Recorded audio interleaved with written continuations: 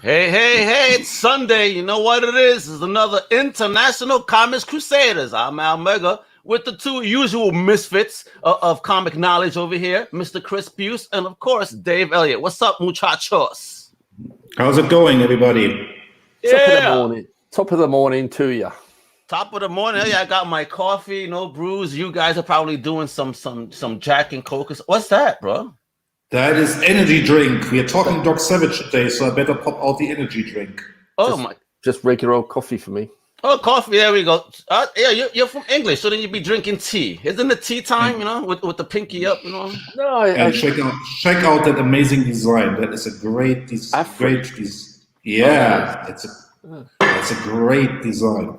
What? German energy drinks, huh? Yeah, I feel so strong. All of Yeah, talking about being strong, man. We're talking about an old school character here. And to be honest, Dave, man, when you brought this up about this amazing character, the Man of Bronze, and Doc Savage, brought me back to memories of my childhood, going back to the Grand Book Center, as I told you. Remember, you used to sell the three or four comics in a plastic bag for $1. Let me tell you, I ran across so many Man of Bronzes, but as a little kid, I didn't appreciate that, Marvel Spideys and all that, So it's like now I think back, I'm like, damn man, I wish I would have bought those instead. But think about it. It's like the Doc Savage was definitely like I look at it as he's an adult's superhero. Like he's a mature reader's, like he's not a kid's character. So there's nothing about him. It's not kid Doc Savage. It's not like, The Adventures of Doc Savage when he was at preschool. Yes. So it's very much a, you look at the time he was created and the time, the publishing period and everything about the character. He was definitely someone to aspire to. You could imagine being maybe even at college and going like, wow, yeah, if I graduate, like maybe I'll be a doctor like he was, or a scientist like he was, or an adventurer like he was. Or that's an the key inventor part like there. he was. Not that he was a superhero; he was an adventurer. He was all of those things. He was a doctor. He was a scientist. He was an inventor. He was all of them. He was also a team leader, because you saw he had a hand-picked team and he was leading his team, and you could learn about team management, team leadership, looking at the Doc.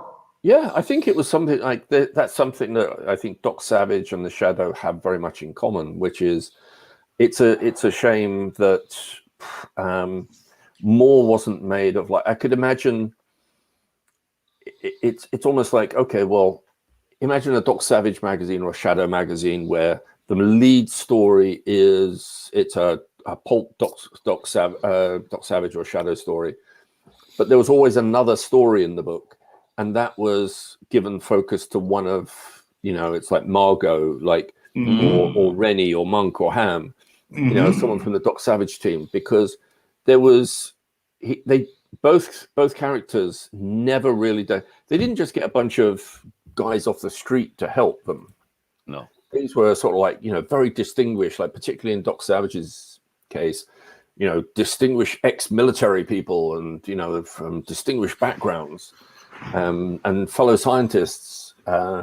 So it wasn't just the rascally street urchins that would run around doing favors for him. Like, it wasn't. They both had extremely talented teams of individuals. Street urchin, you make that sound so bad.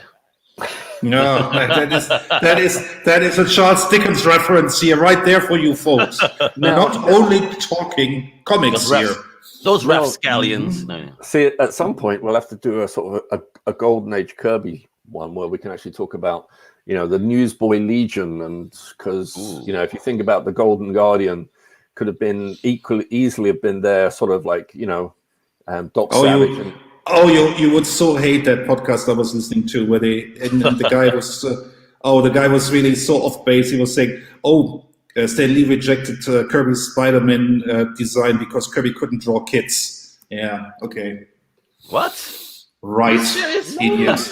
Idiot. Incredible. I mean, it's sometimes incredible. It's sometimes incredible what people spread out into the world. Oh yeah, man. Their opinions, they try to sell as a fact. And come on, guys. Again, a lot of us share our opinions on these shows. That's what it is. I mean, if you want news, guess what? You're not getting it anymore. Even news nowadays is just opinions anyway. Yeah, if you want, fact. look, if you want, I mean, if you want your audience to participate, so I mean, what's great about doing a live show is, yes, we often mention things that people have never heard of before, that they weren't aware of before, but it also, a couple of times it's good to actually be corrected. Like, definitely. Yeah, definitely, because there's always somebody who knows more about something out there than you do. Absolutely. I think it's really, that's why big shout out to our little Twitter community, and I hope some of you are watching. Amazing crew of people, very knowledgeable and very, very good in spirits, never negative, and that's a great thing. I mean, you hear so much about Twitter, oh, it's negative, nasty. No, it's not. Not in our community, nice people. And if you make a mistake, hey, they say, well, basically that you were wrong there, and you say, yeah, thank you very much. Yeah. I didn't know that. It becomes kind of a debate, if you will, and but a very friendly debate, and then we get educated at the same time. The crew that is, folks, if you're not following Chris or Comic Crew or Dave, do it like ASAP. It's just a lot of education, a lot of knowledge being shared there of old school stuff that, again, like they say, maybe you didn't even know about. You're like, whoa. And if you, sorry, Chris, I just want to make it sort of just a point on when people talk talk negatively on Twitter, and there's a very big line, very big difference between being negative about something and being critical about something. And one of the things that I think we've always touched on, we have been critical of things. We don't just talk about how bright and wonderful and things. We're not fanboys on that level. I mean, we're fans that enjoy and could. Yeah, but we're critical about actual things that happened and why they happened. But we don't. That doesn't mean how. We live in an age now where we're all used to sort of anti-heroes, where not everybody is the clean, clear, like good and evil aren't so clearly defined these days. Yes. And that's very much us as individuals. None of us whether it's maybe Stan Lee did go to his grave thinking that he should have credited Jack Kirby and Steve Ditko more. So, you say anti-hero, here you go. This is Comic Crusaders anti-hero. And this is why I call him the gray shade. Not black and white, because there's a lot of gray in between. That's the way it should be. And I mean, this is also, you also have to see this art we are looking at here right now in a certain period of time. But if you're a first-time watcher, and hopefully we don't scare you off, please go to Dave or else or my Twitter and see who we are following. And please do follow some of our followers and the people we follow, because they're amazing people. There's a whole bunch of them. I mean, what's that? Miss Ross, right? Jennifer. What's his name? Oh my God, Doc, right? This is so many. Billy. Billy. Dr. Strange himself. Yeah, man. A lot of amazing people in the community, like you said. Bless. So let's get down to it right now. Though, right there on the screen, folks, the man of bronze, Doc Savage. But before we get into all that, we're about to take a ride in a history lesson. Dave, the floor is yours. All right. Well, last time, Chris definitely schooled us on the shadow. Yes, he did. Thank you, brother. So, but I just before I go into Dr. Savage, I just wanted to set some of the groundwork for these, because nothing ever happens in a vacuum. You always think to yourself, you look back at something, you're, wow, that's great. Oh, that creator was amazing. They created something that was like never been seen before. And often, you just scratch the surface a little bit and just do a little bit more research, and you realize that, maybe that wasn't quite as unique as you possibly thought. And everything, and particularly in the entertainment industry and pulps, fantasy, comics, they're all built on the same foundations. So before I get into Doc Savage, I just wanted to lay just a little tiny couple of threads to how we got to Doc Savage and beyond, and who Doc Savage influenced. But starting with, like, you know, John Carter, Warlord of Mars, his first book, Princess of Mars. Edgar Rice Burroughs, this is like 1917. This is 15 years before the appearance of Doc Savage and the Shadow. So, you know, again, you have the superhero, the super being, not just Conan the Barbarian now. This is a man who has, you know, sure, he puts it all down to the lower gravity on Mars, but can not quite leap tall buildings in a single bound, but he's getting there. But also, I mean, I don't want to interrupt too much, but as I mentioned 2 weeks ago, Edgar Rice Burroughs was the first writer I can think of who trademarked his characters. Mm-hmm. That tells you something, that he understood that there was something happening in literature.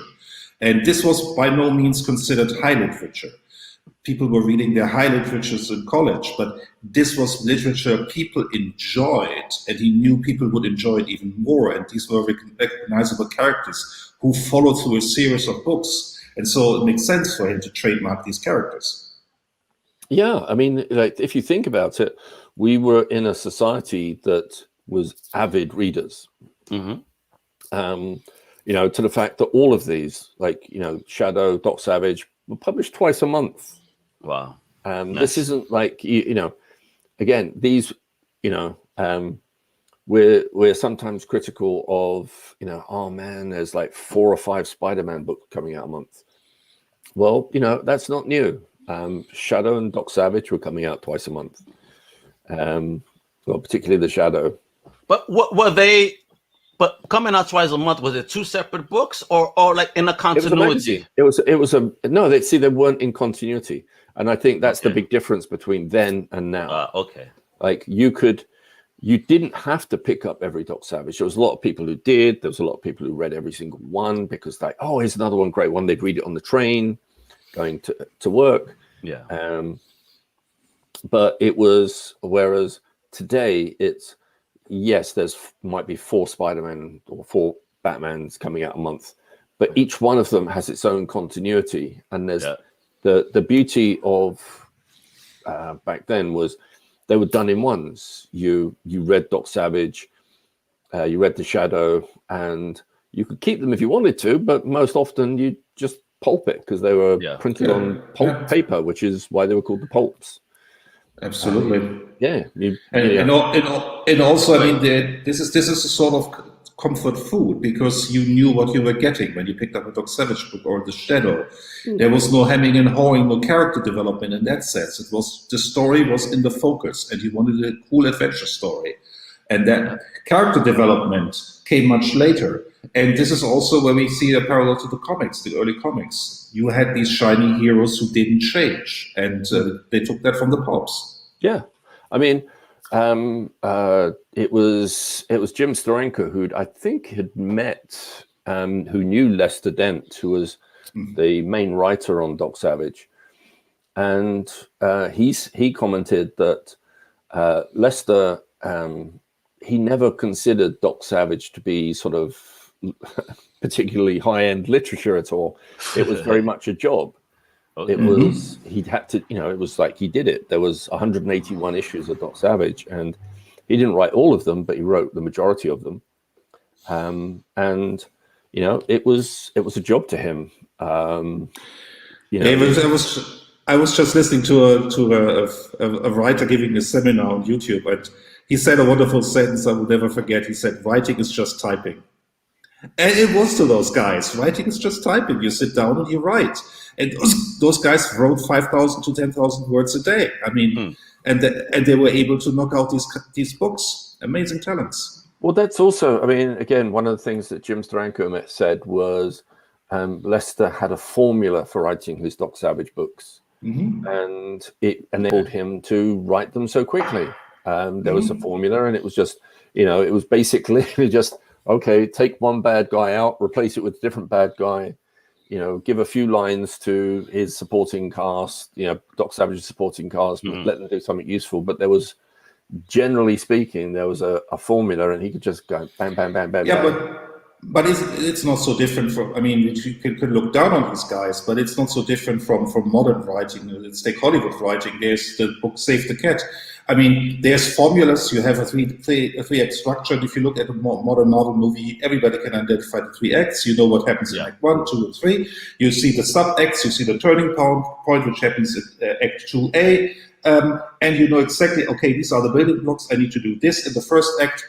There are always formulas. Yeah. Oh, yeah. No. I mean, definitely. I think, we're so used to, I think our comics as entertainment has progressed to that point where I think they're actually, I think what makes them such an oddity today is they're trying to move in real time.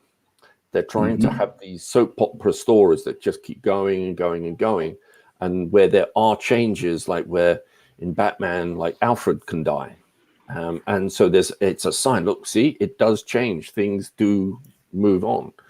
We've had 10 Batmans and he's now married to Catwoman. Like there are changes that go on.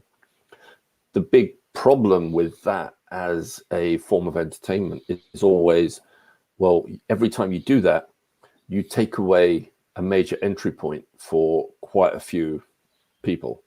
Like, yes, you're always going to find people who are going to find Batman again, and they will struggle, but they will get into it and they'll find it. But that easy entry point, that where anybody could just pick one up, has gone. That's absolutely. There's 100, no, bro. I don't think there's no argument about that at all. Yeah, that's 100, bro. I miss those days a lot of the one and done's, the entry point. I don't have to find the last issue and then I got to get the next. No, picking up a book, reading that one and done beautiful story. Hey, awesome. And then it would entice me like, okay, I'll actually look forward to seeing what happens in the next adventure as opposed to what's the continuation. Yeah, but I think that there's plenty of, like Marvel and DC in particular have realized that there is money to be made in keeping those old comics up front. Oh, definitely. And that's why they're doing more and more expensive versions of the old books because I wish that Marvel had kept its Essentials program up, the black and white books, and same for DC, the showcase books. Those are the sort of things where you should just be able to go and buy one when you want one, and you got something to read for whenever you feel like it. Yeah. But going back to this discussion, I mean, this you can really see the building blocks to modern storytelling, sequential storytelling in these early books, and this is a very seminal book here, right there. Yeah, I mean, who the hell is this? Everything builds upon. So Henry Danner. Henry Danner is the Gladiator, and this is very much. I think Gladiator is very much the forerunner to Doc Savage and Superman. But it says it there: the lusty life of an uninhibited Superman. God damn, bro. I mean, I'm not even gonna ask. It's kind of obvious, right? Surcharged with emotion. And Microsoft Outlook said that back then. No. And the wonderful thing is that Jerry Siegel always said, "I had no idea this book existed." Really? Well, this predates Superman. It does. Predates Superman by 7 years. Wow! And they used the word there. Yep. Cool. Yeah, but what's interesting though is I think that Siegel and Schuster, one of them, I think, definitely knew about this book. They had to. They may still have based Superman more on Doc Savage, who in a way was based on Gladiator. So there's a circle there of life. Yeah, if you will. And also, let's not forget, Superman started more looking like Lex Luthor. He was the bad guy in the original sketches Joe Shuster grew up. Yeah. I mean, Gladiator only predates Doc Savage. Predates The Shadow by a year. Predates Doc Savage by 3 or 4 years. But it's the idea of experimenting, giving someone a serum. So you've got your Captain America here, giving someone a serum, and they getting superpowers. So that's what happens in Gladiator. Well, no, he's injecting his pregnant wife. It's trickier than that. He's injecting his wife. What a sicko. You get arrested nowadays for that shit. Well, his wife's pregnant, so what he does is he injects the her stomach. He injects the embryo. And so his son Henry Dana is born with super strength. Did he inject her the natural way or through a syringe? Through a syringe. Okay. Yeah, that would have been an interesting way of, that is in the X-rated version. Hey, there's an X in the background. I'm kind of saying, hey. Well, here we go. Well, it's funny with this, like at the time, all the pulps had sexy women on. So even though Gladiator doesn't go there that way at all. As a book, really? It doesn't go that way at all. So this is all a lie. The lusty life of an uninhibited superhero is all bullshit just to make you buy the book. I suspect this is a real issue from the 1950s. It looks very much like that. But there's also it ends very interesting. There's a religious undertone that pays off at the end, in which he comes to an end. Basically struck down by God as being an abomination. Oh, word! Oh, that's crazy. Interesting. That's interesting. Huh? Yeah, it is. But it's an interesting take that, like, he literally goes to a mountaintop and literally calls out to God as far as it's like, because he doesn't actually enjoy his life. It's not like, wow, I've got superpowers and I'm having a great time. It's exactly the opposite. Also interesting to mention that Marvel adopted the first half of the novel in a magazine format in the late 70s. Yeah. It was a Marvel preview. It was. Yeah. It was a Roy Thomas did the adaptation. And interesting enough, when Roy Thomas left Marvel to DC, he introduced Gladiator into the All-Star Squadron. Oh, he did? Gladiator? Yep. Oh, because by that point he was in public domain. So I mean, Gladiator is a book that as a book is in public domain. Okay. I did a graphic novel about 6-7 years ago where I actually incorporated his history into the graphic novel, and the character doesn't appear. Okay. But basically there's a super soldier serum that the government are using, but they've extracted it from his dead body. Gladiator's dead body and his blood. Because just imagine, I mean, it's a great idea, but just imagine a creature or character appearing in the world would have ramifications down the line. Yeah. It would change the course of history. Yeah. Oh. And this was the reissue. Now it's interesting just to show, like, you've gone from, hey, all these sexy girls all behind him to something that's a little bit more cosmic. Yeah, it looks very late 60s. This looks very late 60s to me. Yeah. And this looks so hawkish right here. Is this Bruce Banner? Yeah. Well, probably even later.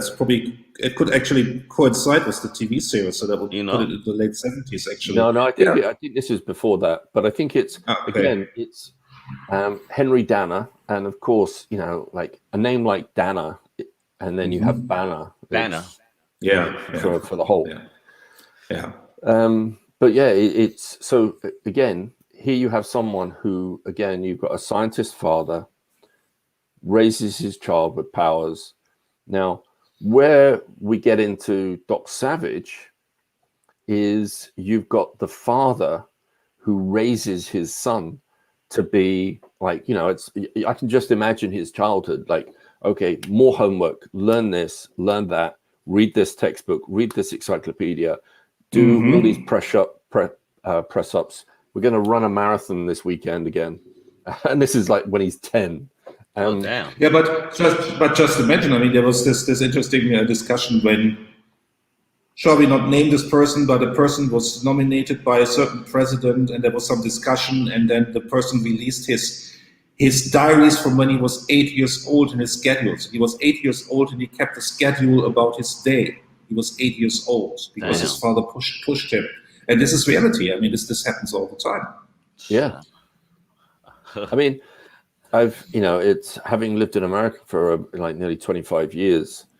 I I saw firsthand, particularly in places like New York, where parents would be like every open evening, where like at the schools, they'd be there pushing like, hey, you know, my son, my daughter should be in the top class for math. And, you know, quite honestly, it's like I knew the parents, I knew the kids. They weren't grade A material. But the parents they're the truth.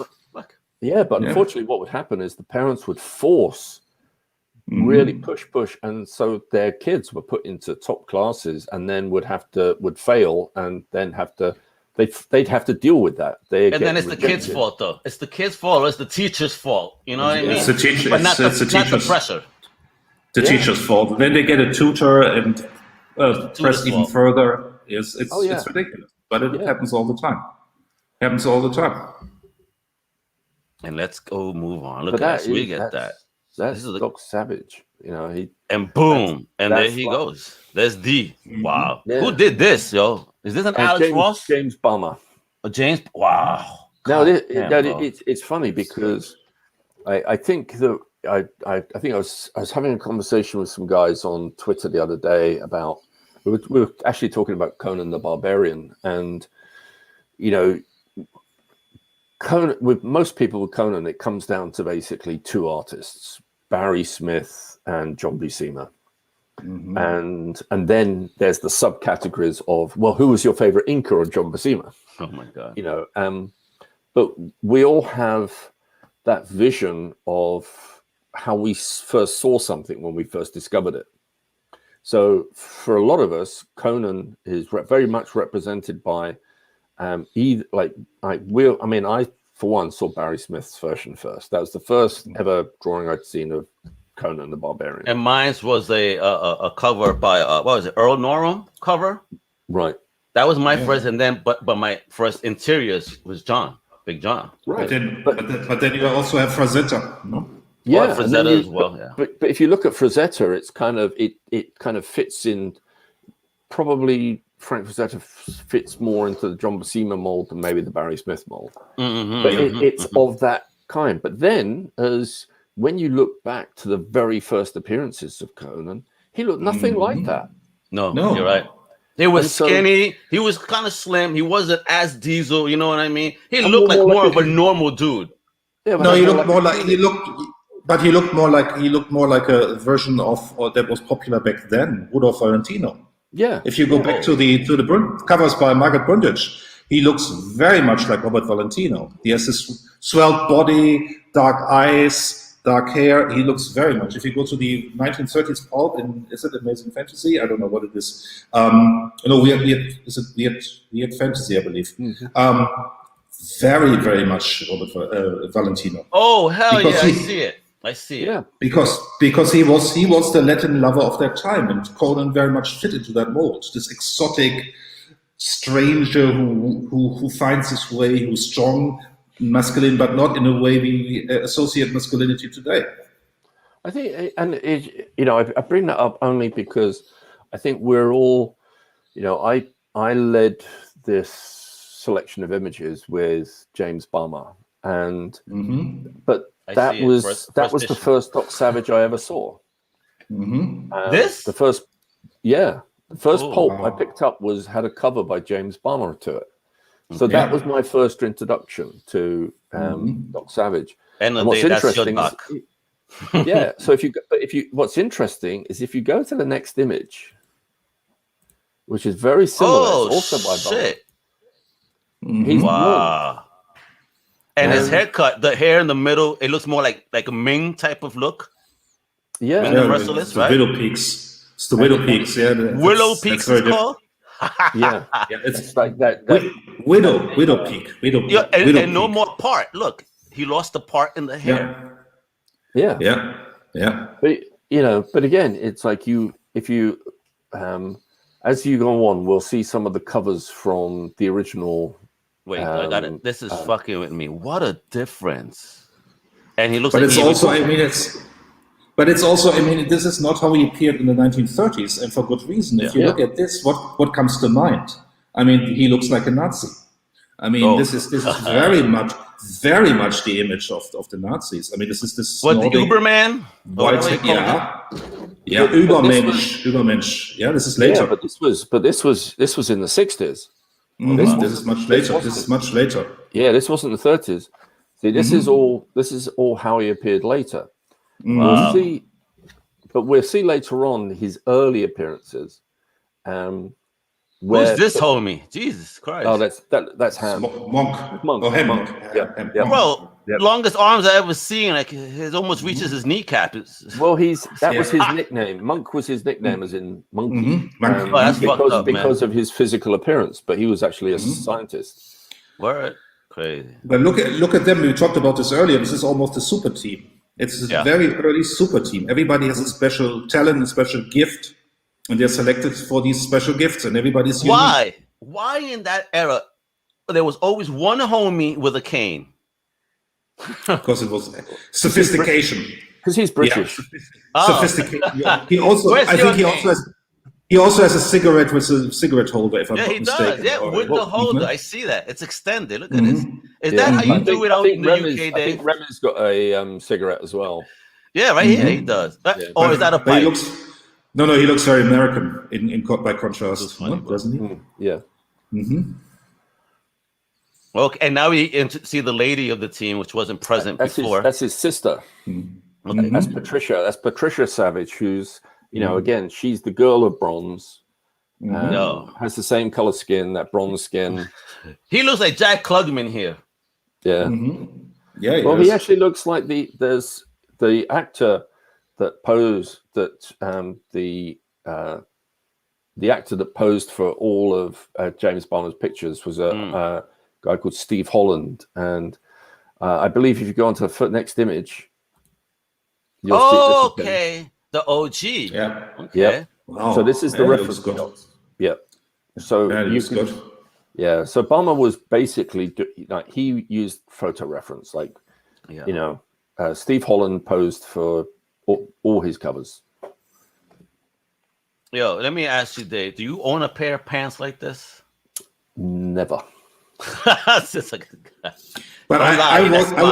I wore khakis in the 90s, because in the 90s that type of pants, I mean, not with the folds, but that type of pants was you had to wear chinos. Oh yeah, no, I mean, look, I've had chinos, in the 90s. I had my pair of chinos when I had to look smart. So you know what? In the next episode, let's all wear chinos and button downs. That way we could look smart. Yeah, we talk about nerd apparel. Oh shit! Yeah. What the hell is this? That doesn't look right. Whatever he's holding. Well, no, he's just basically he's built something that's supposed to look like a ray gun. Oh, bro! I think he went into his wife's drawer when he's not around. You know what I mean? Bro. Wow, dude. So these are actual photo references that he used, huh? Yep. Wow, so cool, yo. So cool. Makes total sense. I mean, the fold of the clothes, the shadows, I mean, that you kind of need that, I think, as an artist, or it's very helpful to you. Yeah, I mean, a lot of artists like you look at everyone from Dave McKean, Bill Sienkiewicz, Joe Jusko, Gary Leach, all of these guys, all, fairly heavily lean towards photo reference. That looks dope, though. There he goes, the one from the cover. Yeah, he certainly has the physique. Yeah, man. And the seriousness to it. Yeah. Oh, look at that. Well, these are the covers from the 60s, aren't they? I mean, from the paperback reprints. Yeah. These are the first ones I saw. I mean, this is what those came out in Germany too. I read those paperbacks with those covers. I mean, and they were creepy in parts. They were really creepy stuff. Yeah. But what was interesting, as you pointed out, is if you go back to his original appearance, which we'll see later, it's well after now the war's done with. Okay. They decided to go for the Aryan look for him. Yeah. Okay. Yeah, but that wasn't the way. In fact, if anything, he looked Irish. Yeah. Yes, he did. I can see that. I can totally see that. Or Russian, actually, also. But bro, it's like it's the redheaded. It's the redheaded. It's. I always want to say this. German. he's a smart man, brilliant scientist. He has scientists on his team. Could he not create an indestructible shirt? You know what I mean? He needed Hank Pym to build one of those, or Reed Richards to do one of those unstable molecule shirts. Something. But you can also totally see the Hulk in here, like with the ripped shirt and pants. I mean, it's totally the Hulk. I mean, yeah, I'm messing around, but I'm just saying that if I was Doc Savage, I mean, shit, you know, my luggage cost alone would be nuts. But on the other hand, if you had a build like this, would you hide it? I mean, this is a great excuse for him to say, "Oh, sorry, my shirt." Oops! Oh, he made them rippable on purpose. Wait, there's actually people who counted how often Kirk takes off his shirt on the original Enterprise series. I think it's 30 or 35 times. Get out of here, really? Sure. Yeah. And he wasn't even Diesel. Yeah, but I mean, in the 60s, I mean, Shatner was a good-looking guy. I mean, come on now. Oh, well, shit, look at this. Well, there's that interesting scene in the new Shang-Chi movie where, you know, he's in that wrestling ring and his friend says, "Hey, where's your shirt?" And he just goes, "Don't know." He's completely topless, and it's just like, you know, you've got to have that moment now of okay, it's like, you know, I'm in a Marvel movie, I'm a superhero, so I've got to have. Let me tease our listeners here. You know, if you guys just comment more frequently, I promise that once a week one of us will take off our shirt. Ooh.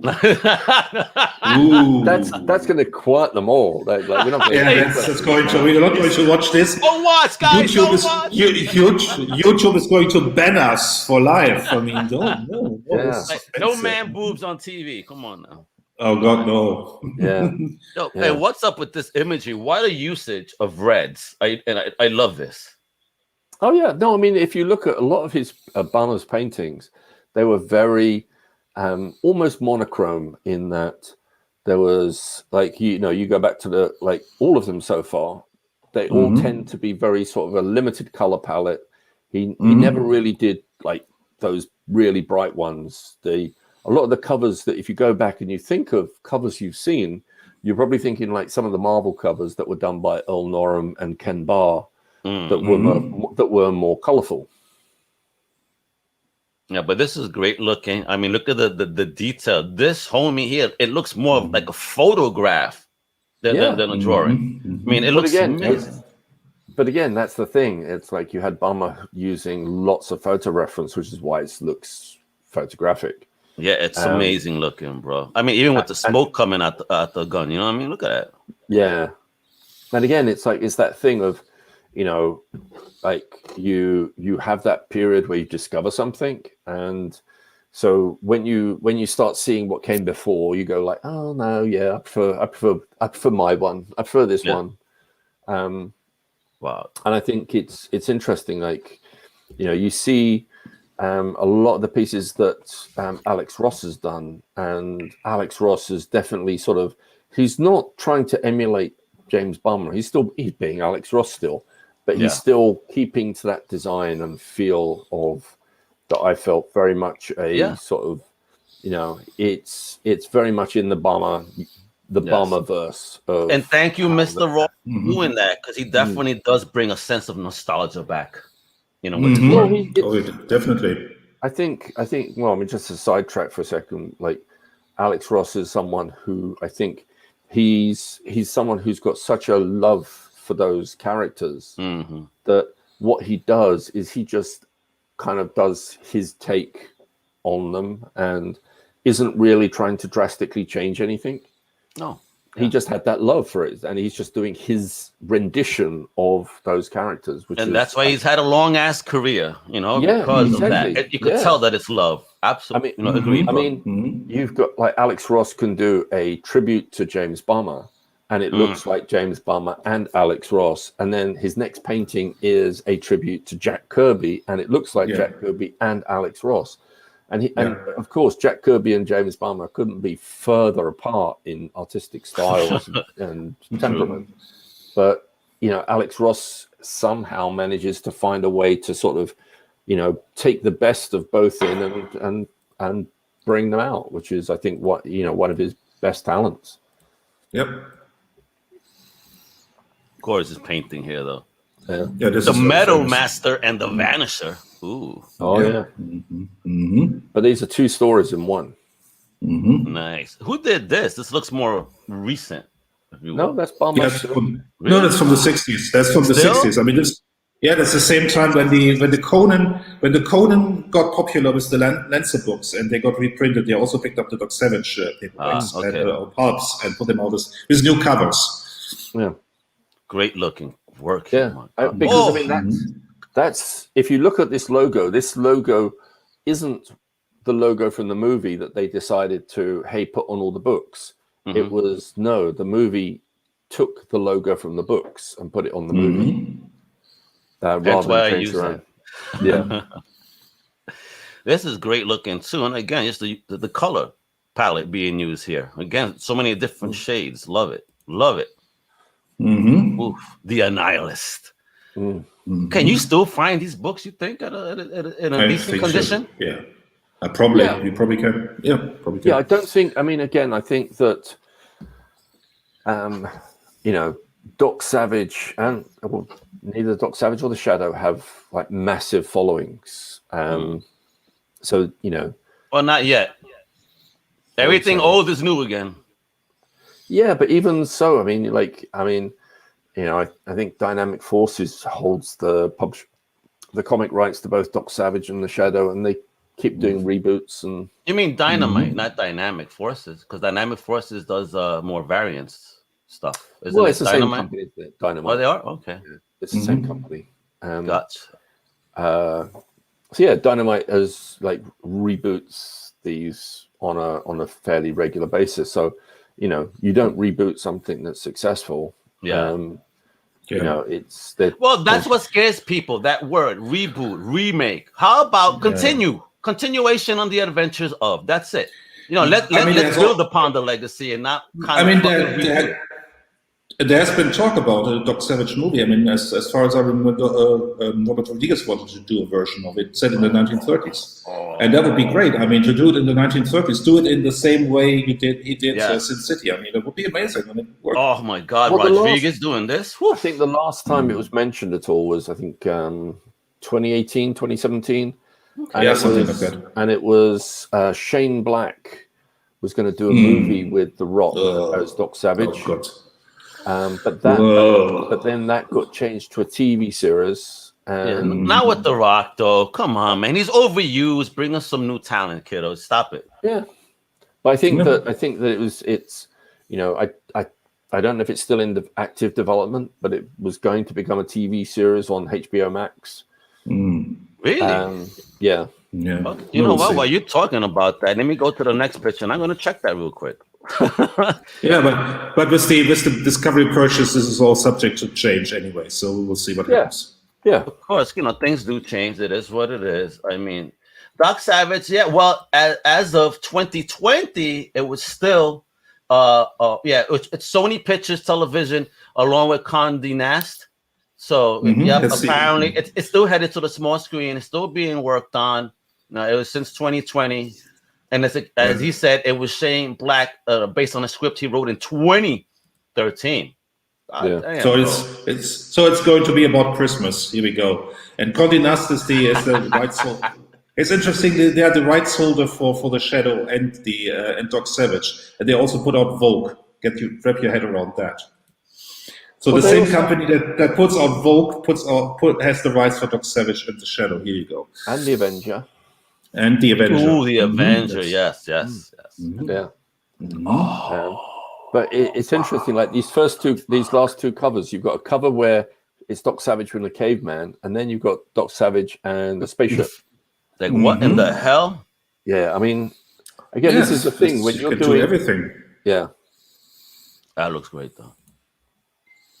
Okay, this is more traditional. This is very traditional. This is how he first appeared. Walter Baumhofer, 1933. Yeah, he did a lot of these covers. The one I posted just now is also Walter Baumhofer. Ain't that Holy Grail thing or whatever? What is that called? Well, it does. I mean, look at it. He looks like he could be Indiana Jones. He's got the thing. He's the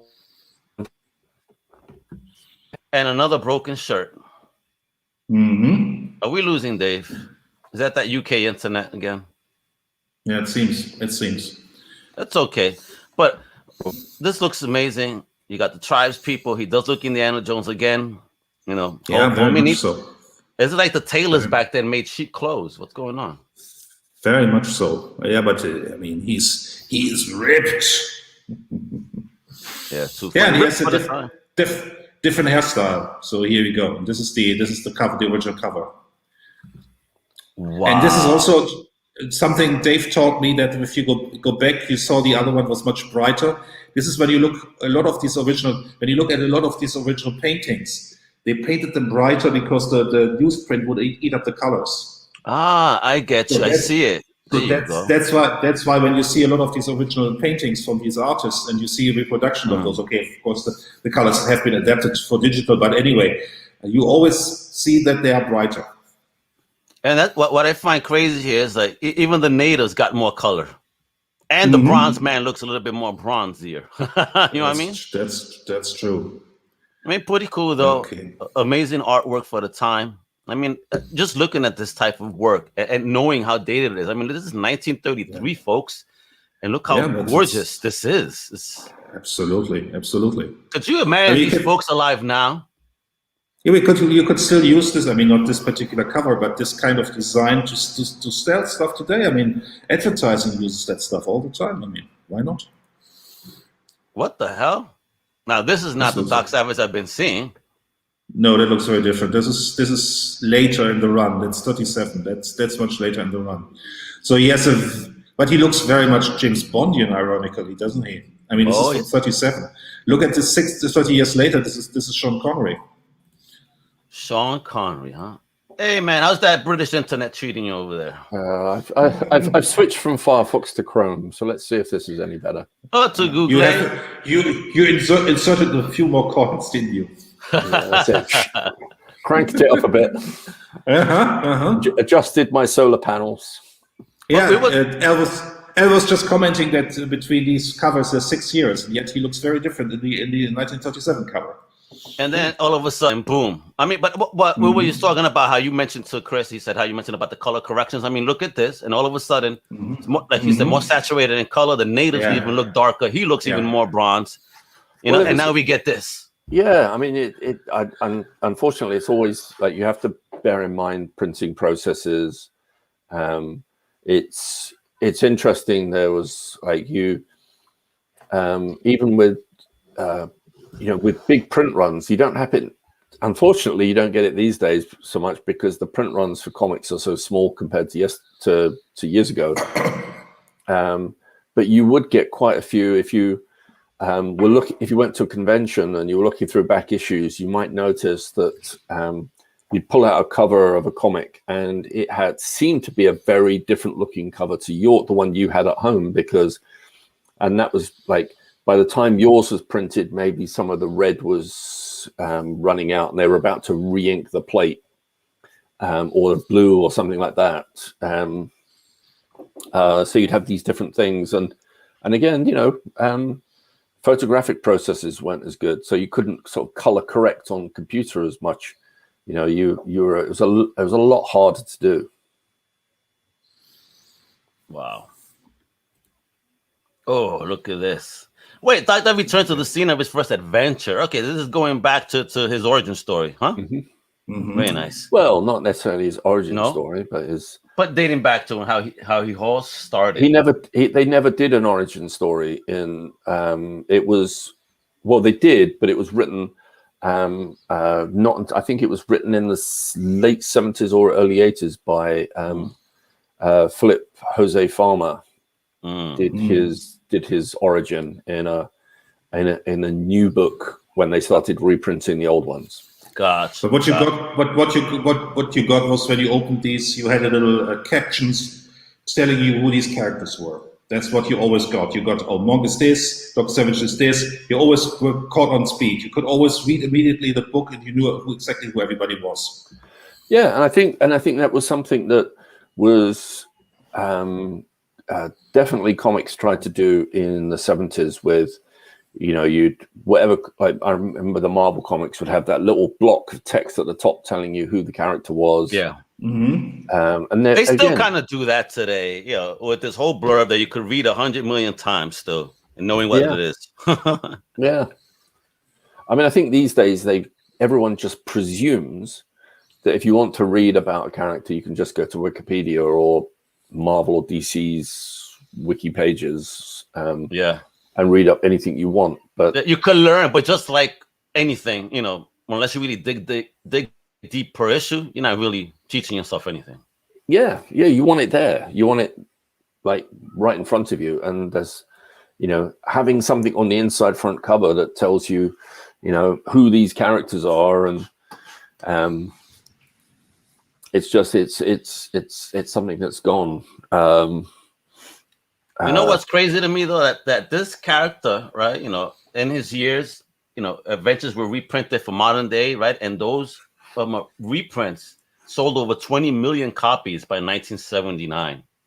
So those are huge numbers. And it is like, what happened? The character just really dropped, or was talent just not, you know, longer able to do modernized stories? You also have to remember there's a time for everything, and these mass market paperbacks, they were popular in the 60s and the 70s. And in the 80s, television shows caught on. I mean, this is you have Magnum PI. You don't need to read Dr. Savage anymore. You have Magnum PI, and you see it on your television. Paperbacks kind of vanished from the public mind. They were no longer interesting.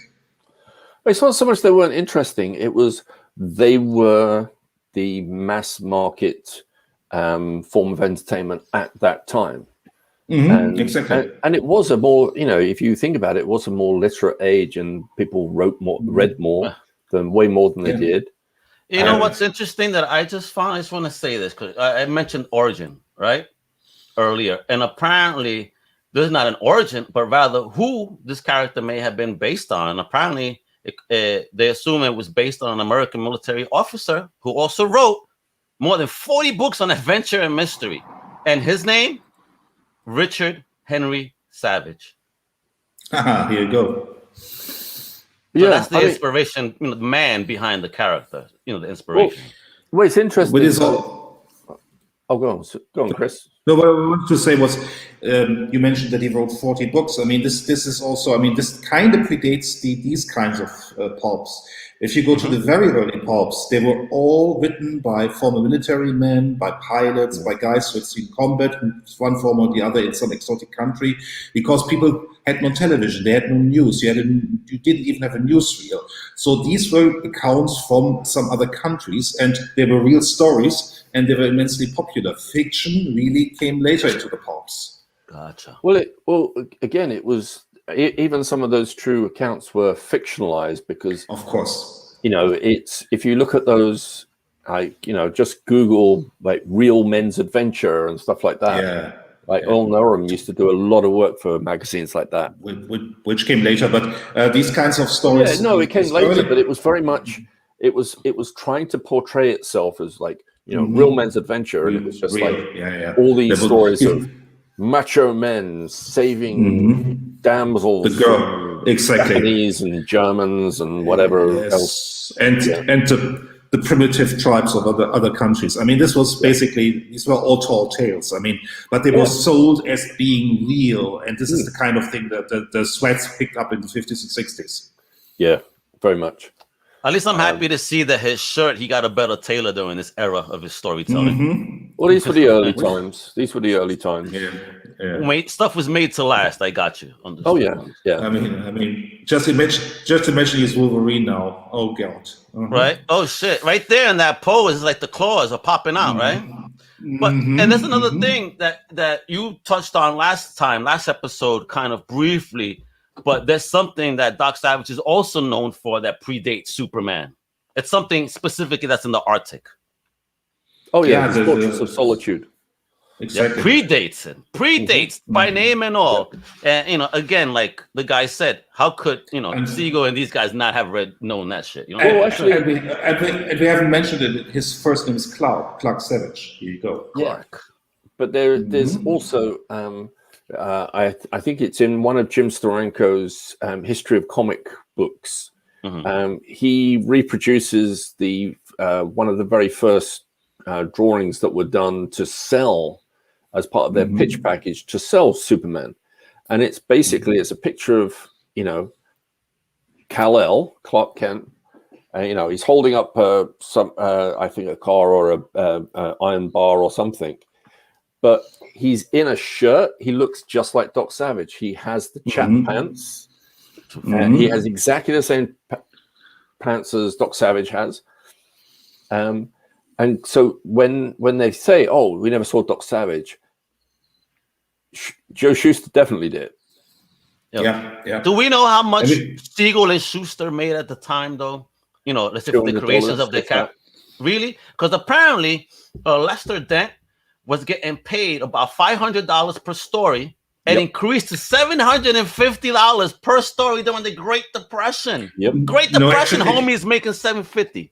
No. Actually, Simon Schuster earned quite a decent bundle of cash. They were going to nightclubs and they were buying houses. No, they were really. That's a mystery. That's a myth that they. So let me. Yeah. So the rights were that's what they paid for. They were paid, and again, comics was actually a reasonable profession because up until the early 50s, I mean. It was one of the reasons I think the comics industry sort of hit a roadblock in the 50s was mostly out of a glut. It was mass production. It was too many people jumping on the bandwagon, producing too many titles. But it's also you also want to mention that they sold 1 million copies a month of Superman. Okay, that's 10 cents a copy, but still, I mean, and these were thick books with 40 or 50 pages, but still, I mean, that's $1 million during 1 million copies during the Depression. That's $100,000 with one book only in a month. Yeah. There were 2 Superman books. Yeah, but you see, again, Superman was more at the end of that Depression period, but it was. People were still poor, and it was cheap entertainment, and so you had lots of people buying them because it was cheap entertainment. Pulps were cheap entertainment. It wasn't. You didn't have to go and buy a DVD, and I think that, like you look at today, you can find these online calculators where you can see the value of like 12 cents from 1962 compared to today. Like comics should actually be only costing about $1.65 or $1.70 right now. Okay. If they stayed in line with inflation. Yeah, but they moved from a mass market product to a niche product. That's why they got so expensive. But talking about origin stories, we just mentioned that it's Clark Savage. And when we talk about the Shadow, I mean, the Shadow adopted the Junior, by the way. Junior. Oh, Junior. Oh, yeah. Savage You're Jr. correct. Doc Savage Jr., you're totally correct. But the Shadow adopted the identity of Lamont Cranston. And his real name is Kent Allard. And here you go, Clark Kent. Oh, there you have it. What? There you have it.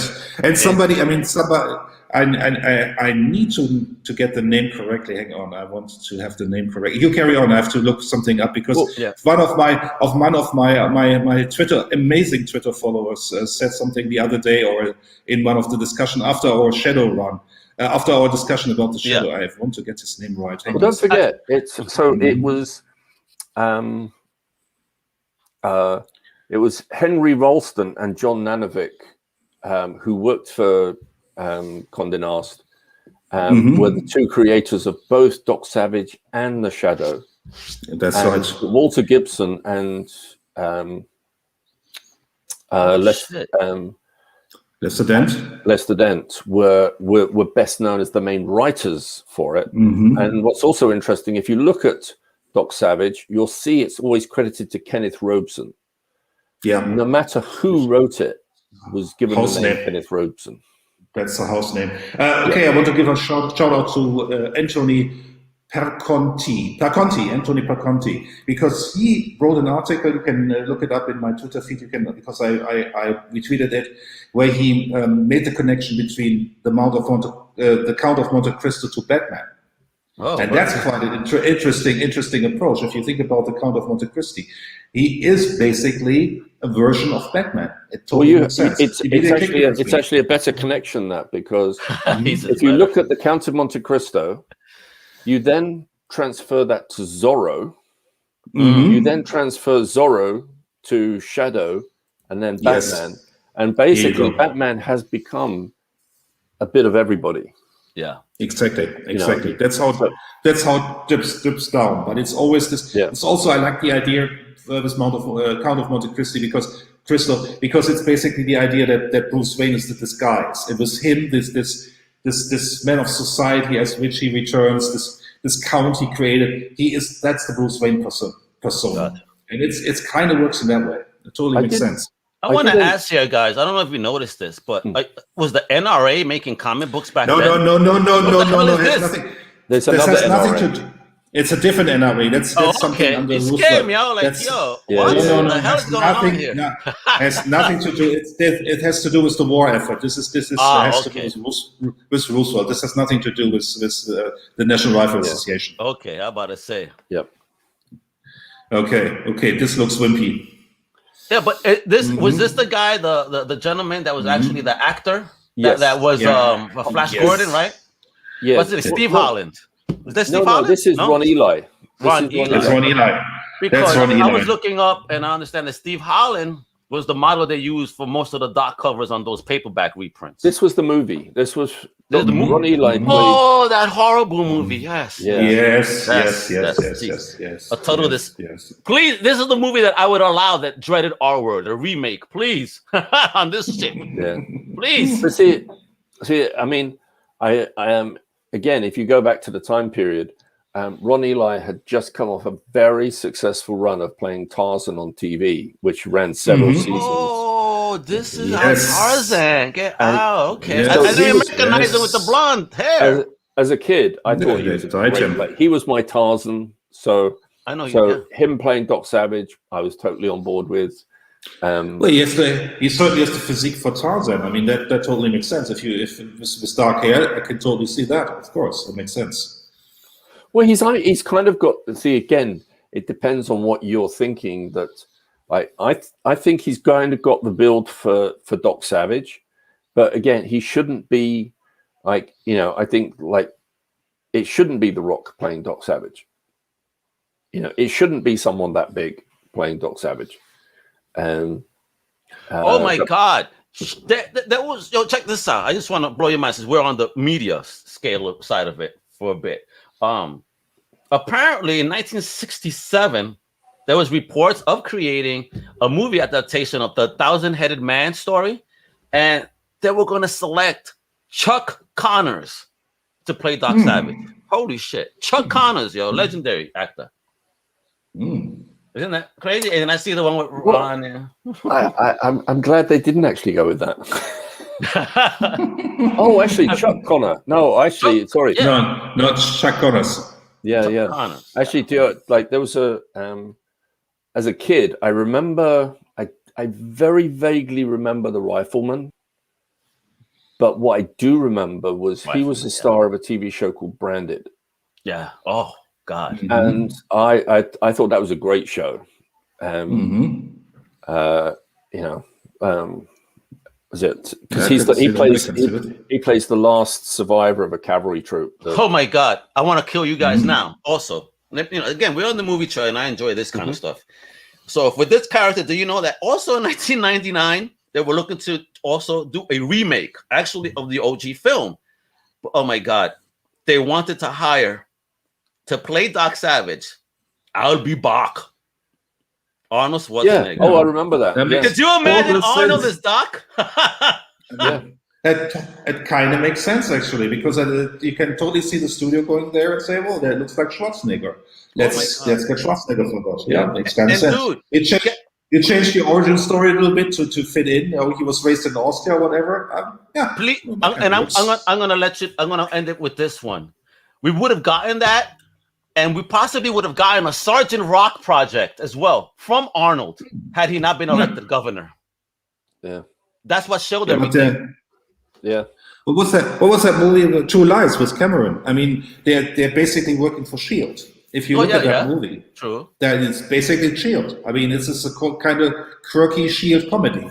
Did you ever see oh damn was it Fire? Oh god, the movie. Oh god, I suddenly blanked on it. It was the Dragons in London movie. Dragons in London. Oh, the Reign of Fire. Reign of Fire.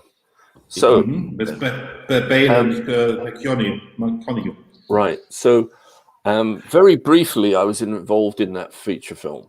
Oh, you were? Yeah, at the very beginning, the production company I was working for doing development, we had the rights first, and at the time we had it, we had the Christian Bale character was going to be played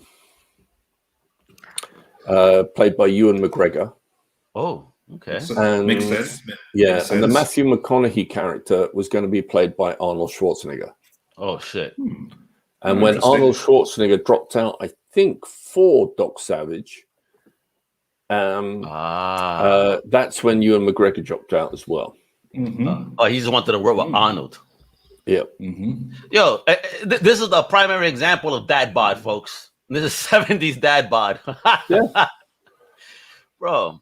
See, a man of man of bronze, he won't scare me. Although the belt buckle's cool. But you see, you have to remember as well, it's like this is pre-Schwarzenegger. Yeah. Like, remember, it was like up until then, this is what you saw. When you saw on screen somebody who was playing sort of somebody strong, this would have been it. Yeah, they look kind of healthy, but not muscular. But who I could totally see, I mean, if they done that in the 60s, mid 60s, is Charlton Heston.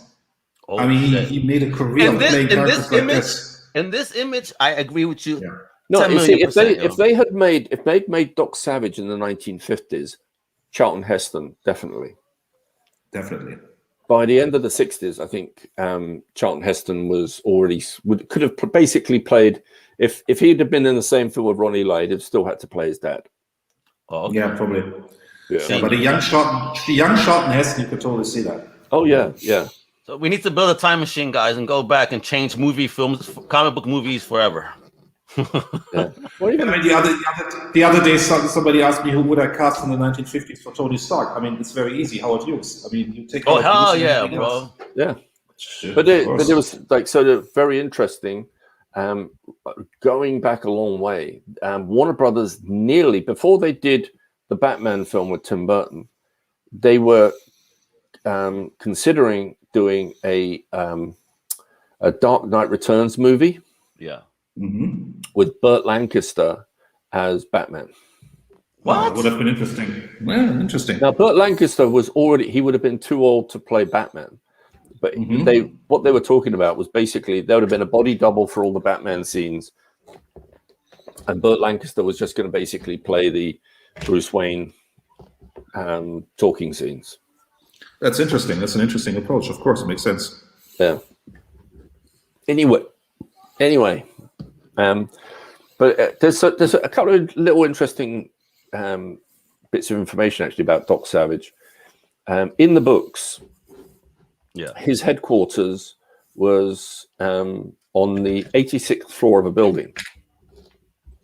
It never told you what it was, but the way it was described and the way it was talked about, it was clearly the Empire State Building. Yes, the 86th floor. But it was never, ever said, this is the Empire State Building. And that would have probably been down to the fact that the Empire State Building, I believe, still is copyrighted. What? Copyrighted? So you couldn't actually mention it in, I mean, I think we're used to seeing it in comics and things now. Like, oh, he's talking about the Empire State we could Building. see it, but they can't name it. Huh? But back then you couldn't. You couldn't even name it. So it was like it's the 86th floor on the blah blah blah blah. But it was never actually said. Too funny. Yeah. And you know, one of the things I've always liked when people talk about Star Trek, they talk about a lot of the things, how when, you know, people who grew up on Star Trek, particularly people who went on to become scientists, they wanted Star Trek to become a reality. So that's why so many of the things, if you look at like, you know, communicators and stuff like that, so much of that has been put at the ground of, well, people wanted that because they saw it on Star Trek. Yeah, makes sense. And if you look at the clamp phones by Motorola, I mean, they're very much built on the communicator on the Enterprise. They look very much like the communicator on the Enterprise. So Doc Savage was the first time anyone ever had an answer phone. They had no answer phones before Doc Savage. Wow. So he had a answer phone in it. The flying wing was a Doc Savage invention. Television, automatic transmission, night vision goggles, rail guns, and the automatic weapon. What? Very cool. Very, very cool. All first referenced in Doc Savage. Oh, makes total sense. Wow. Yeah, totally cool. And again, with the popularity of the character through that time period, it's you can just imagine someone who works for the weapons like arms ammunition industry going, "Oh, that's a cool idea. Hey, can we do that? Is that possible? Let's get it done." Yeah, right. Yeah. They'll find a way. Wow, cool. Yeah. Cool tidbit there, folks. Yeah, absolutely. Oh my God, look at this. Hilarious. Oh yeah. That's the 1930s never looked so 70s. Right, you know what I'm saying? Right, yeah, this is how they walked around with open shirts back in the 30s. I think that the shame about the Doc Savage movie is it was on the big screen, but it looked like it was shot on the budget of the Batman TV show. Well, that's the whole point too, It looked too campy. So if you're gonna put something on a big film screen, it can't look as campy as it's TV, you know.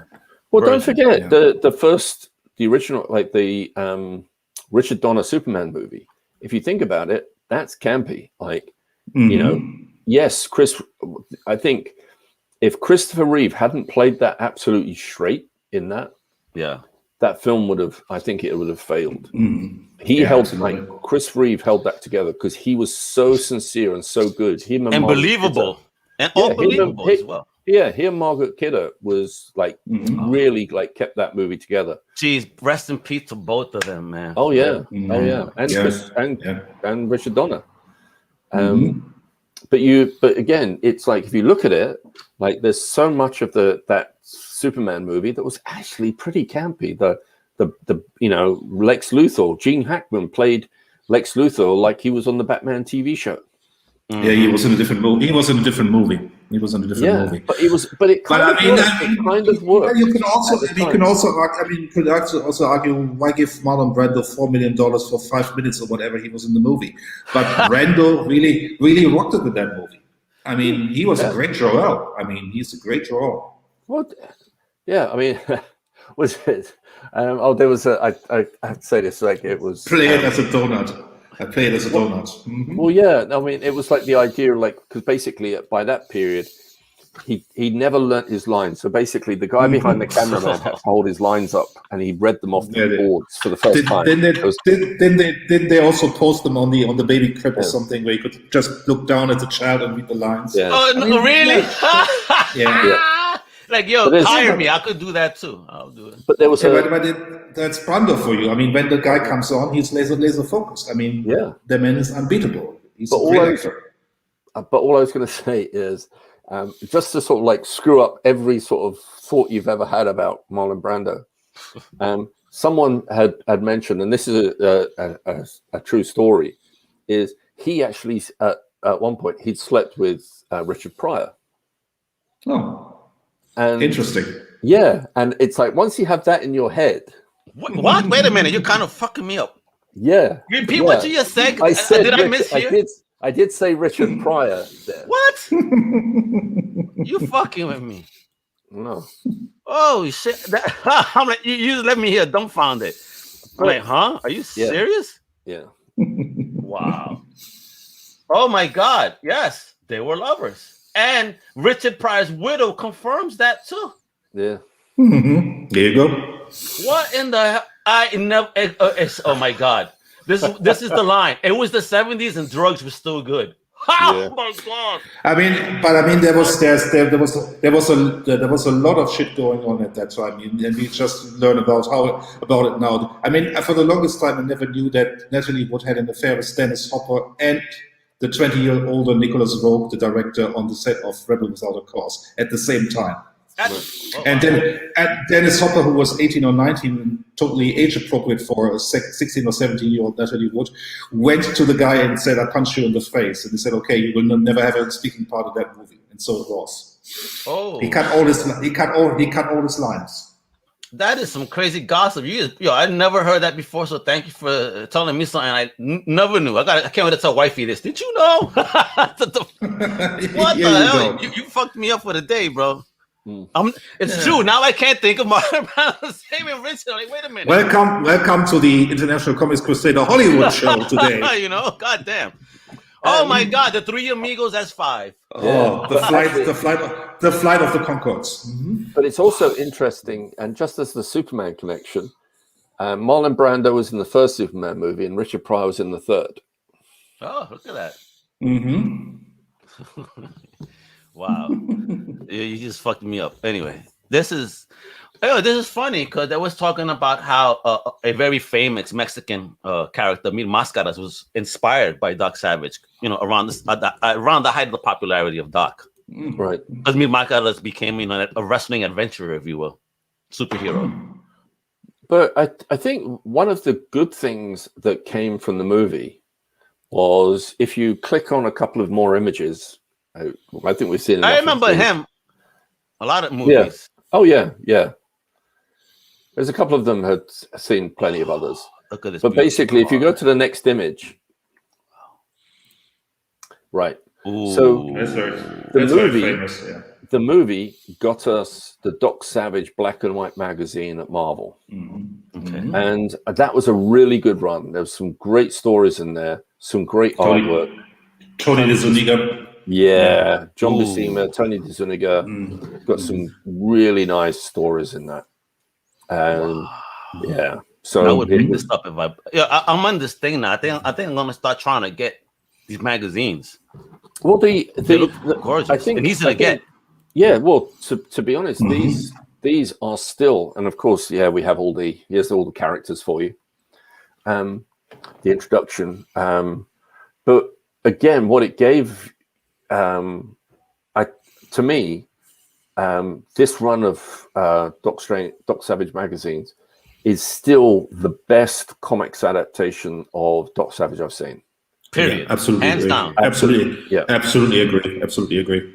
I've not seen anything comparable since. No, because they had top talent on these books, and they tried to keep it as close as possible to the pulps. Yep. Wow, this looks amazing. That image right here. Go to the next one. Jeez. Oh, yeah. That's Tony DeZuniga. Wow. Mm-hmm. Very Flash Gordonish too. Mm-hmm. Yeah. Wow. Which Look, is actually Liefeld, based that's on how you draw feet, Liefeld. This is actually based on the pulp cover. That's based on an original pulp cover. But is that like pen? What did he use on this? No. There's some symbol. I saw this pulp cover. He's in some temple. No, but I'm saying what instrument was used for this? Because it's like it's a pen. drawn. That's pen. Oh, that's a pen. Okay, that's a pen. Beautiful. Yeah. It looks like it's actually just mostly done with marker. Beautiful, man. Marker. I think that's actually mostly marker and biro. Hey. Wow, Ernie Chan and Alfredo. Look at this, bro. Bro. See, this is what I remember. These are the covers I was seeing as a kid, at the regular size. This version of the Doc. So I feel so stupid. I wish I would have bought them as a kid, bro. Yeah, but you see, the thing is, you say that now, but that's you're thinking about it as. As a kid, you wanted stuff to entertain you then. Yeah, of course. For you. This is now you're older. This is now kind of. But again, I was reading Conan as a kid as well, so I just needed somebody to push me a little bit more. Hey, check this out, and I probably would have been a big fan of this too. Yeah, but never too late. So yeah. So this is, I mean, that's Ken Barr. wow. Again, there were some great artists. You know, Marvel got some great covers. Ooh. See, these are the reissues. I remember those. Fucking amazing, bro. Oh my God, who did this? Ken Barr. Wow. Ken Barr. So Frazetta-ish. It is, but and now it's brighter. It's like you know, it's still dark, but it's still like the bright highlights. There's more color in it. And when did the Lizard cross over with the? Well, he's got the Hulk's purple pants on. Holy shit! But apparently, like Hulk, I gotta fight the Bronze Man. Let me get you some shorts and I gotta get out of here. I'll drop the smock. Bro, this looks fantastic, though. Holy bro, you're blowing my mind. There's St. Julian. Wow. Look at the detail in this, yo. Yeah. And look at his gat that he's spoiling here. So this ain't no ray gun now. But it's interesting, though. He actually dug up some of the original reference because that's you can clearly see that's Steve Holland. So he's got hold of some of the original photographs that James Bummer had taken of Steve Holland, and he's used those. Wow. This is beautiful. This design here. This is a great poster. This needs to be the movie poster if they do it. Oh, yeah. Yeah. Rodriguez, this is the movie you got to use for the 30s, right? Well, you can imagine Drew Struzan doing. Wow. Savage. Wow, amazing. But then Marshall Rogers. Wow. Very modernized take on him, though. Yeah. Very 80s. Very 80s. Very. And this was just a pinup done. This was just a pinup for one of the black and white Marvel books. Yeah, but this is definitely an 80s look. Oh, yeah. Hardcore. Yeah. Not a big fan of the shirt, though. I mean, well, it's kind of, you know, Big John. Damn, bro. Telling you, I had all of these motherfuckers in my hands like this. Jeez. Yeah, but you could also see Marvel was experimenting. DC was also experimenting in the 70s. I mean, this is 70s. Oh, yeah. This is experimenting with the comic book line, shaking it up, making it fresh, bringing new characters in. So they're going to fall from the Empire State Building? Yeah. I mean, this is the same time we talked about Shang-Chi. This is the same time when Shang-Chi comes out. Yes, it is, man. And again, in Shang-Chi, everybody's loving the film, so make sure to check it out.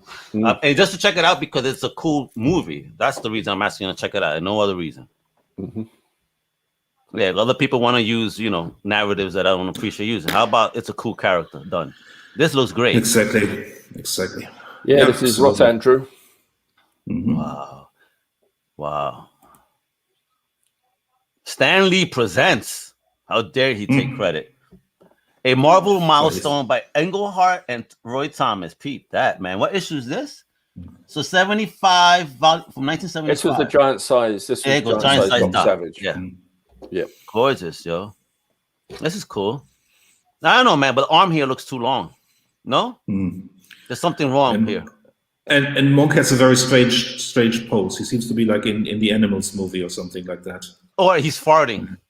Well, it's that thing of when you're doing a composition like this, it's trying to have every character in a unique, dynamic pose. Yes. So, you know, you've got like Ham with his cane out, and you know, it's just, you don't have everyone just running at you, just like in the same pose.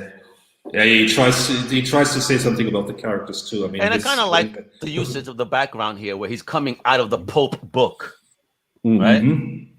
Yep. Nice, bro. Very nicely done. Check this out. The Hell Diver. Yep. Gil Kane, Tom Palmer. Yeah, man. And very Neymar-ish look on him here, too, because he's underwater. Yeah.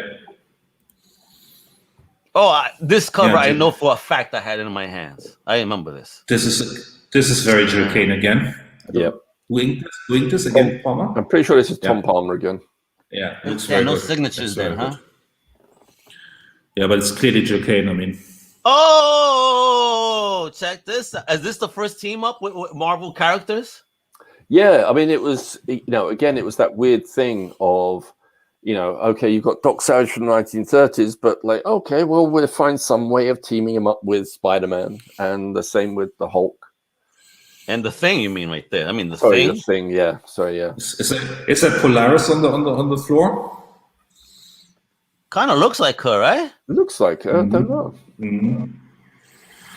And poor guy, man. Look, he can't find shoes. There's no Adidas in those, or Nikes in those for those feet. But what's crazy though is I haven't seen these covers. What the hell did you find it? I've never seen this before. No, cool. Which is also very strange, because at the time they had not only the annual line, but they also had the giant size line. So when you go, there's a great Fantastic Four annual by Rich Buckler. And it was never an annual; it was a king size. And it's when you look only to the annuals, you never will find it, because they had the Avengers king size and the annuals at the same time. Jesus Christ! Well, the king size and the giant size was kind of they were things that they were experimenting with, and they actually then became the annuals. Yeah, they folded it in at some point in time, but you have a Fantastic Four giant size number 1, 2, 3, and 4, and annual 1, 2, 3, and 4. So they ran parallelly. I think I'll have to check, but I think with like Fantastic Four in the 60s there was the annuals. There was six annuals. And then you had the giant size in the 70s, but they started with 1, 2, 3, and 4, and then they went into reprints, I think. Yeah. Goddamn Steranko, bro. Yeah. Well, this is Steranko doing Doc Savage, but in the Ron Eli kind of vein. Like, so he's very much doing it in that sort of look. He's not doing his own version. But this is, if you go to the next one, it's more of Jim Steranko doing Doc Savage in the James Bummer-esque version. It's not Jim doing his version of Doc Savage. It's more the James Bummer look and feel. Wow. Oh. Yeah, that's interesting. Who's that? Pog? Well, this was a double page spread that appeared in Media Scene. And so obviously, because it was published and edited by Jim Steranko, his picture dominates this spread. But you've got Mike Ploog doing a bearded Doc Savage in the chair holding the skull. This is like what? This is like in the future, right? Yeah, maybe. Future Savage? Yes, doing King it, Savage. or maybe Doc Savage when he's an actor in Hamlet. Oh, we should also. I mean, I don't know if you have it queued up, but we should also mention that Cassidy did a Doc Savage knockoff for Planetary. Yes. And in the Warren Ellis run, we have a very much a Doc Savage character in there. Yeah, Warren went through just about every genre, every character. He did his own versions of just about everybody through in that Planetary run with that. Such a good run. See, but this looks amazing. Like, I don't know, man. I think Steranko got the design here, though. He wins. This looks fantastic. Yeah. The shirt makes sense, like something that's looked like it's strong. You know, it's a utility belt. It's a utility belt waistcoat. And this is. And just as you can see, Rob Liefeld look at this and say, I was just going to say that. Pouch Man before Pouch Man. Yeah. So Jim Liefeld became the Pockets Man, but I think Jim Steranko was there first. Wow. Yeah. He did it first, Rob. You ain't got nothing new here. Yeah. There it goes, colored. Kind of lose. Yeah, that's a better colored version. It's a recolored version of the earlier piece. Really? Yeah, you think it's better? It looks much. Oh, definitely better. It's definitely better. It's better colored, and the Doc Savage is more. It's colored to be closer to what Doc Savage should be. But the original version is actually, because they gave him the white trousers, the woman in the background is white. It actually stands out more. This the recolored one you've got up on the screen at the moment actually doesn't have the impact that the white gave that original cover. Absolutely right. Oh, what's this? He wants an Academy Award. That's it. Again, this is the Man of Bronze. But this is Jim Steranko. Mr. Golden Dildo. Yep. This This was the cover to Argosy #1. And this was, but I think this is closer to, Jim's taking Doc Savage back to his original look. Mm-hmm. The red hair, giving him that original look that he had at the very beginning. Mm-hmm. And so actually, it's also a nice, beautiful painted piece by him. This is dope, man. This is again. It looks like, it's funny that you could retitle this cover "Doc Savage, Agent of Shield." Yes, I was thinking about Agents of AIM. Absolutely. Even. Yeah. I mean, and if you look at this kind of looks like an early design for Azrael that appeared in the Batman run. Oh, right. Oh yeah. Doesn't he look like Azrael? Mm-hmm. Crazy. Very cool cover though. But yeah, I see that for sure, man. You could have incorporated all that type into Doc Savage then, the Shield, AIM, and all that. Why not? That would have been up his alley. There it goes. Yep. Now this is his unique pistol that Jim Steranko designed. Wow. I wonder how feasible this would be to make in real life. It's probably feasible. Very. I mean, it's kind of a drum, has that Tommy gun feel, right? But I love how it's clearly supposed to have been an automatic. It can be held in one hand, but yet there's the attachment on the front right here with the actual extra handle that can come down, so you can actually hold it with two hands like this. Oh hell yeah! And look, and a flashlight. But how good a graphic designer is Steranko here? I mean, this looks amazing. Yeah, it's gorgeous. The sights, everything, the different types of bullet design. Look at this. It looks totally functional and has this cool 70s swagger. Steranko would, definitely. Is this hollow points before hollow points? Do we have to blame Steranko for that? Look at this. That looks like a hollow point. Well, he invented the go-go dance song. Here you go. So Steranko invented the hollow point. I think, again, it's like Jim's one of those guys who, when he's drawing something, it's like he has to know how it works. Like if you describe something in a script, he's gonna he's that person who's like, well, how does that work? How's that? Yeah. So he'll draw it. He'll just try to figure out how it works. He even tells you size, weight, and everything. Calibers. I mean, the guy went in. He went in on this. Oh yeah. Sure. Wow, Indiana Jones. Well, again, when you go on, like Jim Steranko, like again, we've got that Doc Savage look. We commented earlier, there was that piece that was, it's Doc Savage looking very much in an Indiana Jones setting. And well, here we have Jim Steranko doing Indiana Jones, standing like without, except for the cigarette. It's. Listen, all you got to do is take off that jacket and that hat and the stoke, and that's our boy. Yeah, but no, he looks very different. He has a very serious tone to him, and it's very much the shaded character. And I think Spielberg and Harrison Ford brought a lot of humor to Harrison Ford, to Indiana Jones, so that made it work. Oh yeah, I think this. If you look at this version of Indiana Jones, you could imagine a younger, Sean Connery playing him. Oh yeah, man, definitely. Oh, definitely, I can see that. Sean Connery, yet another legend passed. Mm-hmm. Rest in peace, man. Oh wow, yeah. Look at this. Oh yeah, bro. Oh, hey, you look like Sylvester Stallone here. Look. Yeah. Hey, dude. That's how you knew how to throw that right, yo. There you go. Yeah, he would have been an interesting choice. I mean, the first choice was Tom Selleck. Can you imagine? I mean, oh my God, I find that hard to imagine. I'm very happy they went with Harrison Ford. Yeah, thank God. Tom Selleck, nah, bro. No. So this is Boris doing Doc Savage. Yo, Boris was a beast too, man. Yeah, I mean, this was a period where, Frank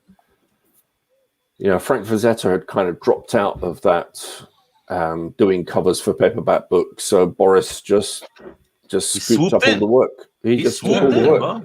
He was doing the reissues of Conan. He did Star Trek covers. He did. I mean, Doc Savage. he was the Frazetta of the 80s, if you will. Well, yeah, agreed there. And I have one of those sets. I think his set as well as the Frazetta. So, oh, bro, amazing. Fucking. But I think Boris, it's that it's again. I think it's one of those things where, because they work in a painted medium and with similar paints, people compare Boris and Frazetta too often. I think that they are their approaches to art are completely different. Their style within the field are very different. Clearly, Boris is way more influenced by Frazetta than Frazetta ever was, if ever, of Boris. No, I don't think Boris was very much influenced by Frazetta. Plus, he has this airbrush 80s look to him. Yeah. Well, it's not just the airbrush. There's while Frank Frazetta had models occasionally, you look at this, and again, you're going back to the James Bummer era of Doc Savage. You can probably, if you bumped into the model who posed for this, you'd probably recognize him down the street. Oh, that's so funny. And that spider design here is gorgeous too, by the way. Yeah, but again, I bet you could probably, there was a photograph that of that, because that spider. that actually looks pretty accurate for a spider design. Does. I mean, everything. The mandibles, the fur on the leg, everything. Yeah, the eyes. Yep. Masterful creation. I mean, this also. Yeah, and again, it looks like a real spider, as opposed to, if Frank Frazetta drew it, it would be something out of this world. Agreed. I agree with you there. Boris was more of a realist, where Frazetta was more, fantasy, a lot more fantasy in his art. This is. But I just thought that people would like to see, there's a lot of fans of Boris's out there, and they might like to see, Was this from a card set or actual covers he did? These are actual cards. Actual covers he did. He did the reissues. Oh man! Okay. Or the reissues of the reissues. The reprints of reprints. Gotcha. Yeah. I think these were the third or fourth reprinting of the books. Oh, crazy. Crazy looking scene right there. That looks like they're about to get down for real, bro. Oh man, Bruce Timm. Bro, I love Bruce Timm's takes on shit. I mean, so cartoonish but fun. This looks dope. I would watch this cartoon. But if you wouldn't have told me, this looks very much like The Rock, doesn't it? Yeah. You think so? Nah, I don't see The Rock in that. Come on. It's the bulk. It's that. And the bulk is The Rock, but I don't see it in the jawline and everything. Facially, I don't see it. But body-wise, I could agree. I mean, that motherfucker is huge, bro. I mean, if you line all three of us together, we still can't form one Rock. No. No chance. Shit, I think you put all our three arms together, we can't even form one of his goddamn arms, bro. Ourselves. Yeah. Oh, Neil. Wow. Neil. Mm-hmm. Yeah, I always said he answered me like a douche one time, but but I respect his art.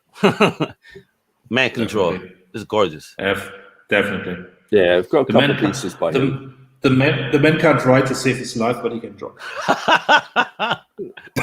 No, I think I think it's safe to say that no one will be remembering Neil Adams for his writing. Oh no, absolutely. I mean, he did that Odyssey, right? I believe that you got to see it, and I mean, as I said, no one's going to remember him for his writing. He was also doing this Ra's al Ghul book, the Batman Ra's al Ghul book. I don't know what's wrong with this guy. I mean, Jesus. It's not it's not about. Don't know what's wrong with him. I don't know what's up with DC for keep hiring him to write. Yeah, but do you say no to Neil Adams? I mean, the guy still sells good. There you go. Why not just say no to him? Yeah, you got to put even legends in their place sometimes. Would you like you like some work, Neil? Great. You're writing. You're going to illustrate this script. Yes, and that's it. Simple. Get paid for it. And now this is cool, man. Doc's teamed up with Spirit, or is this just advertisement? No, that was back when DC had the rights to. They had Doc Savage, they had the Spirit, and as you can see here, Batman's there as well. And he ruins the image, to be honest. Well, they actually did a line where it was a separate kind of almost like an Elseworlds Batman. It was a Batman that was set in the 1930s. So the comic was set in the 30s. You had the Spirit there. You had Doc Savage. I think, did they have the Shadow as well? They might have had the Avenger. I would rather have had the Shadow and the Avenger as opposed to a Batman in this type of environment. Have these classic characters work together. I know Batman's classic, but it's just I mean, look at these guys in him. I know. But it's DC. They're trying to. They're using Batman as a vehicle to put you sell, onto these. To sell these guys. Yeah, but you clearly miss him on the cover. I mean, it took me a moment to even see him. Yeah. Absolutely. Yeah. But center stage this is what I blew my mind, and all of us. If it wasn't for him, if he didn't mention it, I would have missed it entirely, to be honest. But if you look at it, so if you take a look, you can quite easily see the Spirit logo. You can quite easily see the Doc Savage logo. Yeah. It's very difficult to see the Batman logo in there, it's in there, but it's they're not trying to sell Batman here. They're trying to sell the line. And it was a cool idea. I like the idea they had this. I see it now in the smoke, Batman. Yeah. Oh shit. Good one, bro. I was like, okay, where's the symbol other than his chest? I see it now. But it's interesting. The idea that they were trying to create a shared universe for all these characters was cool. I don't think it kind of I don't think it lasted long, and it lived up to its potential, which was a shame. But hey, we've got a cool couple of covers. Oh, what's this? The Doc Savage Oath. Let me strive every moment of my life to make myself better and better, to the best of my ability, that all may profit by it. Let me think of the right and lend all my assistance to those who need it, with no regard for anything but justice. Let me take what comes with a smile without loss of courage.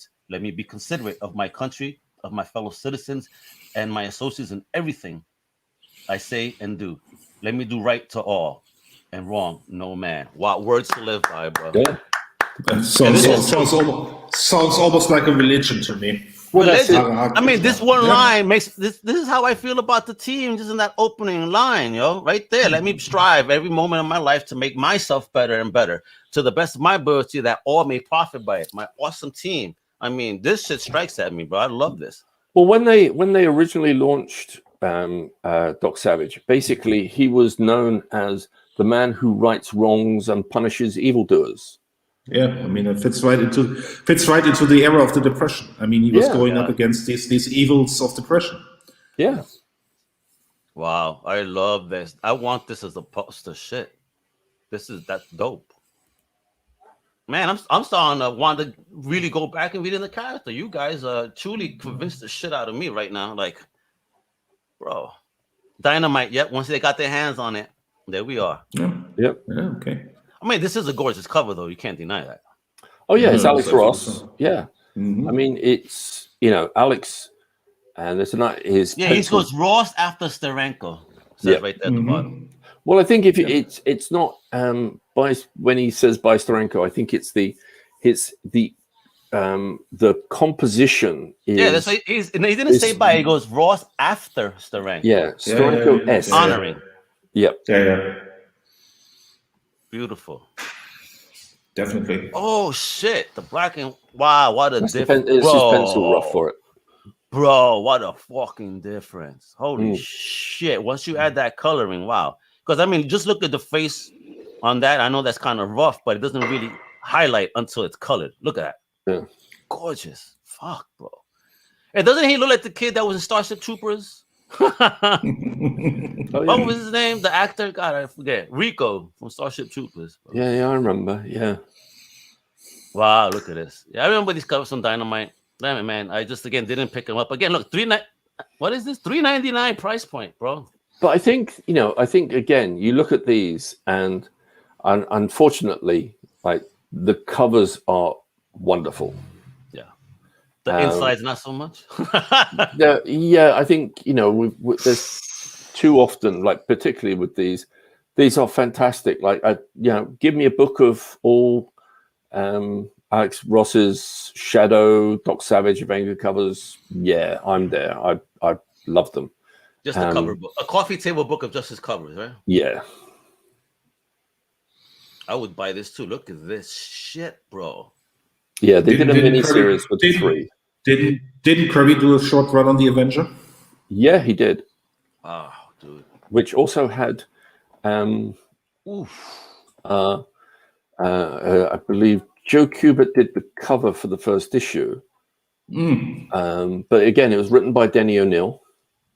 Makes sense. You know what, though? I think that we need to cover this character next.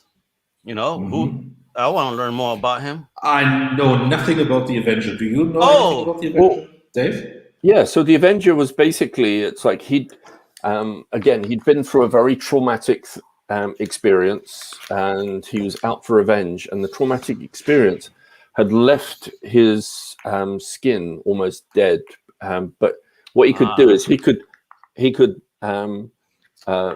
basically make himself look like anybody. But just by moving his face around, like he could mold his face. So this is Clayface before Clayface. Yeah. Gotcha. And he could mold it, but then he needed makeup on top because obviously he was white. His skin was white. I mean, he was albino white there. Crazy. Pretty cool. Interesting concept. Is that an African American character here? Well, it's just, I think it's just background. These are just the supporting cast. But the one thing, if you notice from the Shadow and the Man of Bronze, there's no POC. That's why this just struck out at me, because it doesn't look like a white character there. No, it doesn't. But again, if you look at the Shadow, the character immediately behind him. This one? Which one? This one down here? No. Go up. This guy? Yeah. He looks Asian, correct? Exactly, yeah. Yeah. There you go. Good. I just want to just see that, because I've been watching movies lately, and when I see the cast, I'm like, wow. As a kid, I wasn't really mindful of what was going on, but yeah, I see it. I see crazy things now. All right. Okay, so why did they do this to his hair, though? Because you see, in the previous iterations, he looked like he had hair. How come later on it looks like it's a solid dome? Yeah, I think that basically I find that as annoying as shit. Yeah, me too. Because it's like, didn't he have hair? It is supposed to be. It was, and I don't know where that comes from. Yeah, it looks ridiculous. It looks ridiculous. It looks like he's wearing a helmet the whole time. He looks more like a villain. This is a villain design, actually. Oh, and talking about villains. So wait a minute. What the hell? So I only included these as the Aurora model kits of the monsters. God. Bless you, Chris. Thank you. All of these, the boxes were painted by James Barr. Really? He also did the Doc Savage groups. So I just thought it'd be just a little side note. Throw it in. Did you have any of these models? I had the Wolfman. That was the only one of these I had. And I had the Batman, Superman. Oh, cool. So they were really all plastic toys that you just put together? Yeah, the thing about the Aurora kits is you go back and there's literally 6 pieces. Okay. I mean, it's literally the entire body is just 2 pieces you glue together, stick the arm on, the thing with the snake gets stuck on, and that's it. It's you've model kits to do in under 5 minutes. Okay. Model kits for the lazy kids. But did you have to paint them, or were they already? Oh yeah, no, you had to paint them. Yeah. Oh, okay. Okay. And the cool one, I only had. I had the Godzilla glow in the dark. They did a set of Aurora model kits that would glow in the dark. So the colors were included. The colors were included. No, it was. That's how they got you. The plastic, yeah. No, the colors. Yeah, but how did you had to go? No, you had to go and buy your paints. Oh, you bought the glow in the dark paint. No, the model kits. The plastic was glow in the dark. Oh, the plastic. Okay. Okay. Cool. Gotcha. Well, for then, that shit didn't get you high then, because I know the era. Wow. Yep. Why is my man wearing lipstick, and why does he look like Constantine? Well, this Because is, it's one the of, this is one of the very first. 1930s. Yeah. This is the 1930s. This is Yep. the 30s. Mm-hmm. Bro, homie look like Constantine for real. I mean, if you look at early movie posters for Gary Cooper movies, he looks exactly like that. He has this very feminine face. Mm. Well, he doesn't have a feminine face because he got the jaw, but all of a sudden But again, it looks like he's wearing red lipstick. It's like, huh? But again, often, like you when you were painting for another, like you didn't know how it was going to reproduce, so you might actually add some, make something a little brighter that you just maybe, like you thought that the red, because it might actually go a little dark, so it might actually, his lips might go darker, but this is the original artwork, so.